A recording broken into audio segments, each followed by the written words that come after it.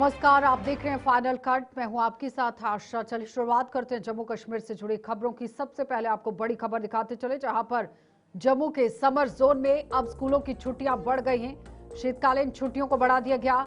शीतकालीन छुट्टियों में 17 जनवरी तक का इजाफा कर दिया गया है। खराब मौसम के चलते शिक्षा निदेशालय की तरफ से यह बड़ा फैसला लिया गया।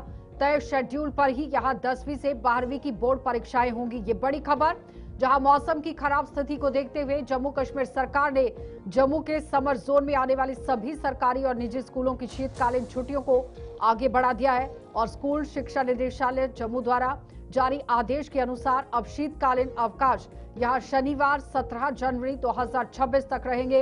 ये फैसला समर जोन में स्थित यहां सभी सरकारी और निजी शिक्षण संस्थानों के छात्रों और शिक्षकों पर समान रूप से लागू होगा। आदेश में स्पष्ट किया गया है कि कक्षा 10वीं से 12वीं तक की बोर्ड परीक्षाएं पूर्व निर्धारित कार्यक्रम के अनुसार ही आयोजित होंगी। और इसके साथ ही निदेशालय ने छठी कक्षा से ऊपर के छात्रों के लिए जहां तक कि संभव हो सके ऑनलाइन कक्षाएं संचालित करने की सलाह दे दी है। वहीं गणतंत्र दिवस 2026 की तैयारियां तय कार्यक्रम के अनुसार जारी रहेंगी। तो अब आप देखिए, उन बच्चों के लिए राहत की सांस है जिन्हें ठंड का सामना करना पड़ रहा था। लेकिन फिलहाल एजुकेशन डिपार्टमेंट ने एक और बड़ा फैसला सामने रख दिया है, जिसमें 17 जनवरी तक स्कूलों को बंद रखने का फैसला लिया गया है। तो राजौरी में भारतीय सेना की नॉर्दर्न कमांड द्वारा 10वें वेटरन्स डे के उपलक्ष्य में यहां आयोजित 2 दिवसीय मेगा पूर्व सैनिक रैली आज दूसरे दिन में प्रवेश कर गई है। और रैली में बड़ी संख्या में पूर्व सैनिकों, वीर नारियों और उनके परिवारों की भागीदारी देखने को मिली। जम्मू कश्मीर के उपराज्यपाल मनोज सिन्हा ने मुख्य अतिथि के रूप में कार्यक्रम की शोभा बढ़ाई और उनके साथ नॉर्दर्न कमांड के आर्मी कमांडेंट लेफ्टिनेंट जनरल प्रतीक शर्मा भी मौजूद रहे। रैली स्थल पर सेना की ओर से पेंशन, चिकित्सा सुविधाओं, कल्याणकारी योजनाओं और दस्तावेजों से जुड़े हुए मामलों के समाधान के लिए विशेष सहायता, शिकायत निवारण स्टॉल लगाए गए। उपराज्यपाल मनोज सिन्हा ने अपने संबोधन में पूर्व सैनिकों और उनके परिवारों के कल्याण के लिए जम्मू कश्मीर सरकार द्वारा उठाए गए विभिन्न कदमों की जानकारी दी। उन्होंने देश की सुरक्षा में पूर्व सैनिकों के योगदान की सराहना करते हुए उनके सम्मान और कल्याण के प्रति निरंतर समर्थन का भरोसा दिलाया। पूर्व सैनिक दिवस के अवसर पर मैं जम्मू कश्मीर के असंख्य पूर्व सैनिकों से बात कहना चाहता हूं कि उनका कल्याण सुनिश्चित करना, उनके परिवार की देखभाल करना, उनके बच्चों की शिक्षा दीक्षा की व्यवस्था करना, ये भारत सरकार का माननीय प्रधानमंत्री जी के मार्गदर्शन में जम्मू कश्मीर प्रशासन का भी सर्वोच्च दायित्व है। और इसके प्रति मैं पूरी प्रतिबद्धता आपके समक्ष दोहराता हूँ। वीर नारी के कल्याण को ध्यान में रखते हुए पुनर्विवाह के लिए वन टाइम ग्रांट की शुरुआत भी की गई। बच्चों के भविष्य को ध्यान में रखते हुए स्कॉलरशिप तथा इंसेंटिव पर विशेष ध्यान दिया जा रहा है ताकि उनके भविष्य को सुरक्षित बनाया जा सके। इसके अलावा भी मेरी सैनिक वेलफेयर बोर्ड के साथ विभिन्न विषयों पर निरंतर चर्चा होती रहती है ताकि जो भी आवश्यक कदम हैं उन्हें शीघ्र उठाया जा सके, जिससे पूर्व सैनिकों और उनके परिवार का सम्मान भी हो सके और एक अच्छा जीवन यापन भी वो कर सके। आज इस अवसर पर मैं समाज के सभी वर्गों और विशेषकर युवाओं से कहना चाहता हूँ कि आपको अपने जीवन में सही मार्गदर्शन पूर्व सैनिकों के जीवन मूल्यों से ही मिल सकता है। पूर्व सैनिकों का जीवन हमें स्मरण दिलाता है कि एकता और त्याग ही प्रगति और शांति की मुख्य नींव है। पूर्व सैनिकों का जीवन हमें, मैं जिम्मेदारी से कहना चाहता हूँ कि पूर्व सैनिकों के प्रति अन्य निष्ठा हमारी नीतियों का मूल आधार है। और जिस प्रकार अपने राष्ट्र की एकता अखंडता सुनिश्चित करने के लिए समर्पण भाव से अपने कर्तव्यों का निर्वहन किया है, वैसे ही ईमानदारी और संकल्प के साथ आपके कल्याण और गरिमापूर्ण जीवन जीने के लिए हम सब भी निरंतर कार्य करते रहेंगे। कृतज्ञ राष्ट्र की ओर से मैं एक बार पुनः सभी शहीदों को श्रद्धांजलि अर्पित करता हूं। पूर्व सैनिकों तथा उनके परिजनों को मैं नमन करता हूं और आने वाले दिनों में आपके सौभाग्य और सफलता की कामना करता हूं। सेना के वरिष्ठ अधिकारियों और इस आयोजन से जुड़े सभी वीर सभी सैनिकों के प्रति भी हृदय से कृतज्ञता ज्ञापित करते हुए आए हुए अतिथियों के प्रति कृतज्ञता का भाव प्रकट करते हुए मैं अपनी बात यहीं पूरी करता हूं। डोडा के स्पोर्ट्स स्टेडियम में वेटरन्स डे की पूरे सम्मान और देशभक्ति के माहौल में मनाया गया है और इस अवसर पर भारतीय सेना के पूर्व सैनिकों, वीर जवानों के साहस, बलिदान और सेवा को नमन किया गया। इस दौरान 9 सेक्टर आर्मी के ही ब्रिगेडियर सुनील मिश्रा सहित कई वरिष्ठ सैनिक अधिकारी समारोह में मौजूद रहे। डिप्टी कमिश्नर डोडा हरविंदर सिंह ने भी शिरकत कर शहीदों को भावभीनी श्रद्धांजलि अर्पित की। बड़ी संख्या में पूर्व सैनिक और उनके परिजन कार्यक्रम में शामिल हुए। समारोह के दौरान उन महिलाओं को विशेष सम्मान दिया गया जिनके पति या पुत्र देश सेवा में शहीद हुए।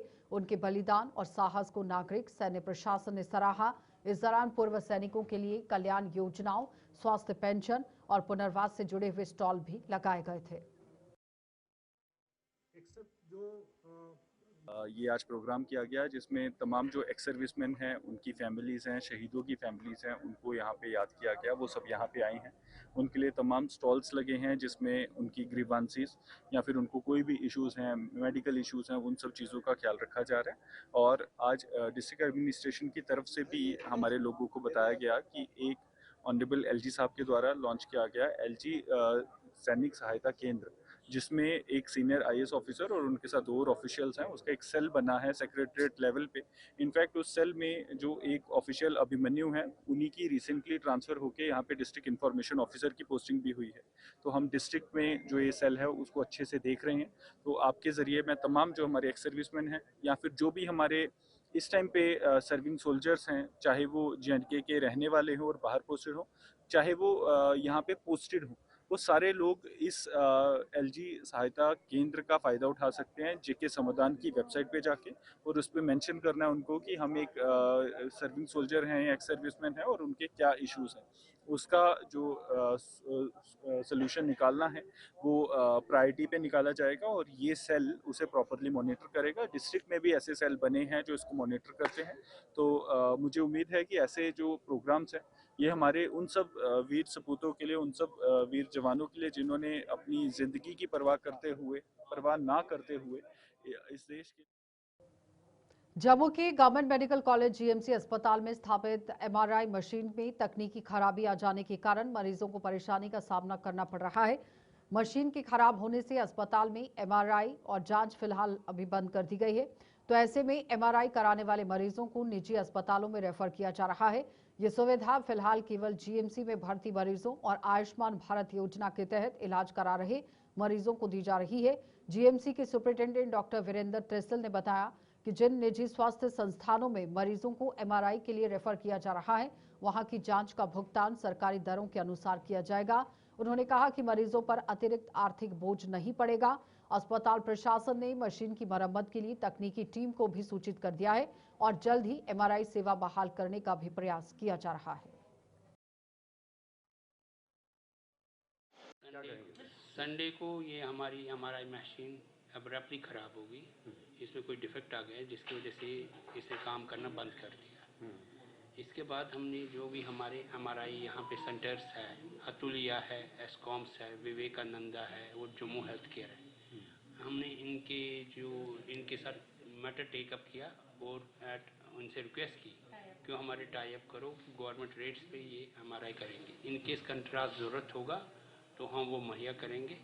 हम यहाँ से इनको जो हमारे पास पेशेंट है, ये वाले जो एडमिटेड पेशेंट है या आयुष्मान पेशेंट है, उनको हम इनके पास भेज रहे हैं वो ताकि उनको कोई दिक्कत नहीं आए। वो सारा चलेगा वहीं पे, एमआरआई वहाँ से हो जाएंगे। ओपीडी का क्या प्रपोजल रहेगा? ओपीडी का भी ले रहे हैं हम अभी, ये उतना पता नहीं कर पाएंगे कि नहीं। ओपीडी का भी इसके बाद हम करेंगे जिनको ज़रूरत है। फिर आपका स्वागत है। जम्मू हाईकोर्ट बार एसोसिएशन ने प्रदेश में प्रस्तावित नेशनल लॉ यूनिवर्सिटी को लेकर हो रही कथित सियासत की कड़े शब्दों में निंदा कर दी। बार एसोसिएशन का कहना है कि शिक्षण संस्थानों को राजनीति से दूर रखा जाना चाहिए और इस तरह के महत्वपूर्ण प्रोजेक्ट्स को क्षेत्रीय हितों की बजाय शिक्षा के व्यापक उद्देश्य से देखा जाना चाहिए। बार एसोसिएशन के अध्यक्ष एडवोकेट निर्मल कोतवाल ने आज एक प्रेस कॉन्फ्रेंस के दौरान कहा कि नेशनल लॉ यूनिवर्सिटी को लेकर जिस तरह का विवाद खड़ा किया जा रहा है वे दुर्भाग्यपूर्ण है। उन्होंने मांग की है कि एनुअली यहां जो जम्मू और कश्मीर संभाग के ही ये NLU को जम्मू और कश्मीर संभाग के साथ साथ लद्दाख क्षेत्रों में भी स्थापित किया जाए और कोतवाल के अनुसार ऐसा होने से ही क्षेत्रीय असंतुलन दूर होगा और कानून की पढ़ाई कर रहे विद्यार्थियों को बेहतर अवसर और सुविधाएं मिल सकेंगी। उन्होंने केंद्र और प्रशासन से इस दिशा में सकारात्मक फैसला लेने की अपील की। अगर NLU आप एस्टेब्लिश कर रहे हैं तो ये दोनों जगह कर लीजिए। मैं तो कहता हूँ तीनों जगह कर लीजिए, लद्दाख में भी कर लीजिए, ताकि जितने आपके लोग हैं जो बच्चे करना चाहते हैं लॉ, इसमें क्या परेशानी है। अगर वो जम्मू में करें, कश्मीर में करें, लद्दाख में करें, तो NLUs जो हैं बाकी स्टेट्स में तो 2-2, 3-3 है।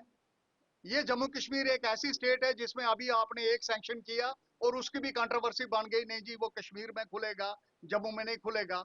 और अभी तो लोकेशन उसका डिसाइड नहीं हुआ था, ये टेम्परेरी एक कैंप वहां पे था। लेकिन अब इसमें भी चूंकि सियासत जो है वो आगे आ रही है, तो मुझे लगता है सियासत नहीं आनी चाहिए इंस्टीट्यूशंस के मसले में। इंस्टीट्यूशंस को एस्टेब्लिश करिए, ये for the welfare of students है, इसको आप कहीं भी एस्टेब्लिश करिए। लेकिन वकील अपने जो बच्चे हैं उनका जो है, स्टूडेंट्स है, उनका पहले वेलफेयर जो है उसको ठीक तरीके से वॉच कर लीजिए। उसको जम्मू में करना है, कश्मीर में करना, कहाँ करना है। लेकिन अगर इक्वालिटी ऑफ रीजन देनी है, डिस्क्रिमिनेशन नहीं करनी किसी रीजन से, तो जम्मू में भी करना चाहिए, कश्मीर में भी करना चाहिए। We are not averse to it, ताकि बच्चे अपनी तरीके से अपनी पढ़ाई जो है वो कर सकें, अच्छे वकील बने, अच्छे लीडर बने, अच्छे जज बने, अच्छे शहरी बन सके। क्योंकि कानून जो पढ़ेगा वो अच्छा शहरी बन सकता है, क्योंकि उसको कानून का पता है कहाँ वायलेशन है तो कहाँ वायलेशन नहीं करनी है, and which way to go, तो ही नोज द बेटर। तो मुझे लगता है कि ये इंस्टीट्यूशन जो है एस्टेब्लिश करने चाहिए, जम्मू में भी, कश्मीर में भी और लद्दाख में भी, 3 रीजन में होने चाहिए। और कैचअप एरिया जो है तीनों रीजन्स के अलग अलग कैचअप एरिया है, तो यहाँ कोई डिफिकल्टी नहीं है इनको रन करने के लिए। तो ये स्टेट गवर्नमेंट ने एक रेक्विजिशन देनी होती है, इसमें ज्यादा जो है बार काउंसिल ऑफ इंडिया का रोल होता है, जिसने देना है बार काउंसिल ऑफ इंडिया ने। तो उनके साथ मैटर टेकअप करके, तो कोई बहुत बड़ी बात नहीं है ये, इसको एस्टेब्लिश करना है। तो बाकी रीजनल बैलेंस मेंटेन करने के लिए इट इज वेरी नेसेसरी कि ये जो है जम्मू में भी एस्टेब्लिश किया जाए। भारतीय जनता पार्टी ने विकसित भारत जी राम जी एक्ट की निंदा को लेकर विपक्ष पर तीखा हमला बोला। भाजपा का कहना है कि विपक्ष पूरी तरह से मुद्दाहीन हो चुका है और बिना एक्ट को समझे ही इसकी आलोचना कर रहा है। जम्मू में आज जम्मू नॉर्थ विधानसभा क्षेत्र के विधायक श्यामलाल शर्मा ने प्रेस कॉन्फ्रेंस के दौरान विपक्ष की आलोचना करते हुए कहा कि ये एक्ट पारदर्शिता और विकास को ध्यान में रखकर बनाया गया है। उन्होंने कहा कि विपक्ष जानबूझकर जनता को गुमराह करने की कोशिश कर रहा है। श्यामलाल शर्मा ने बताया कि इस एक्ट के तहत होने वाले सभी कार्यों में भ्रष्टाचार की कोई गुंजाइश नहीं है, क्योंकि इसमें सख्त निगरानी और जवाबदेही का प्रावधान किया गया है। उन्होंने ये भी कहा कि इस एक्ट से जम्मू कश्मीर को उम्मीद से ही कहीं ज्यादा लाभ मिलने वाला है और इससे प्रदेश के विकास को नई दिशा मिलेगी। क्रिटिसिज्म तो उस समय होना चाहिए था जब धरातल पे जे जाता, उसमें कुछ खामियां आती, लेकिन विपक्ष के पास कोई मुद्दा नहीं है। मुद्दाहीन पहली बार विपक्ष देखा है और नॉन इशू को इशू बना के वो लोगों में ले जाना चाहते हैं। लेकिन भारतवर्ष की जनता जनार्दन बड़ी सचेत हो गई है। उनको पता है एनडीए की सरकार, जिसकी सरबराही भारतीय जनता पार्टी के प्राइम मिनिस्टर श्री नरेंद्र भाई मोदी जी कर रहे हैं, उन्होंने जो कहा है कि, और जो हमारे लीडर जिनका ये विजन है पंडित दीनदयाल जी के आखिरी छोर तक जाना है, अंत्योदय वहां तक जाना है। और ये कोई भी कमी, आज के जो इंचार्ज मिनिस्टर हैं उनका 17 साल का एक्सपीरियंस है एज ए चीफ मिनिस्टर भी फील्ड का, और मुझे लगता है कि ये एक बहुत ही फायदेमंद। और एक चीज और आपको मैं बता देता हूं, क्लियर कर देता हूं, हमारी स्टेट में वही रहा है, बाकी स्टेटों में क्योंकि काम होता नहीं था, वहां 60-40 है। क्या हुआ, 60% गवर्नमेंट ऑफ इंडिया देगी, भारत सरकार देगी, और 40% जो अमीर सरकारें हैं। लेकिन जो नॉर्थ ईस्ट की सरकार है और हिली स्टेट, हमें आज भी 90-10 देना है। 90 पैसे जो है वो भारत सरकार ने देने हैं और 10 पैसे जो है वो स्टेट गवर्नमेंट ने देने हैं। तो इससे फायदा ही फायदा है, नुकसान कोई नहीं है। ये एक मिशन मोड में चल रहा है कि जो एक फॉल्स प्रोपोगंडा हो रहा है उसको चेक करने के लिए आपके माध्यम से हम जनता जनार्दन की डोमेन में जाना चाहते थे और ये बातें। तो जम्मू में उत्तर रेलवे मजदूर यूनियन के सदस्यों ने जम्मू डीआरएम रेलवे कार्यालय के बाहर जोरदार विरोध प्रदर्शन किया। प्रदर्शनकारियों ने आरोप लगाया कि रियासी बनिहाल रेलवे लाइन का निजीकरण कर दिया गया है, जिससे आने वाले दिनों में रेलवे कर्मचारियों को भारी नुकसान झेलना पड़ेगा। यूनियन नेताओं का कहना है कि निजीकरण से कर्मचारियों की नौकरी, सुविधाएं और भविष्य असुरक्षित हो जाएगा। उन्होंने सरकार से इस फैसले को तुरंत वापस लेने की मांग करने के साथ साथ चेतावनी दी कि अगर सरकार ने उनकी मांगों पर गंभीरता से विचार नहीं किया तो वे आगे चलकर और ज्यादा उग्र प्रदर्शन आंदोलन करने को मजबूर होंगे। यहाँ नॉर्दर्न रेलवे जम्मू डिवीजन में जो प्राइवेटेशन हो रही है रियासी से बनिहाल, उसके खिलाफ, हमारी प्राइवेटेशन के खिलाफ ये आज धरना प्रदर्शन था। अगर एडमिनिस्ट्रेशन हमारी कोई बात सुनती है तो ठीक है, नहीं तो ये आगे भी। भाइयों, नुकसान इसका बहुत ज़्यादा है। यह आने वाले हमारी युवा पीढ़ी को बहुत नुकसान है, हमारे एम्प्लॉयज़ को बहुत नुकसान है। इस चीज़ के लिए ये समझने की बात है, क्योंकि इससे नए बंदों को नौकरी नहीं मिलेगी, नए एम्प्लॉयज़ को नौकरियाँ नहीं मिलेंगी, और जो नौकरी लग चुके हैं, जो घरों में नौकरी कर रहे हैं, उनको घर से बेकार किया जा रहा है। हमारी डिमांड यही है कि इस प्राइवेटेशन को जल्द से जल्द खत्म किया जाए, प्राइवेटेशन बंद की जाए, प्राइवेटेशन नहीं होनी चाहिए, और ज़्यादा से ज़्यादा रेलवे एम्प्लॉयज़ या गवर्नमेंट एम्प्लॉयज़ जितने भी हैं भर्ती। उसके बाद हमारा आगे जो हमारे जनरल सेक्रेटरी साहब के आदेश होंगे, दिल्ली से जो हमें आदेश होंगे, अगर ये प्रदर्शन हमें आगे चलिए, फाइनल कट में इतना ही। इजाजत दीजिए, नमस्कार।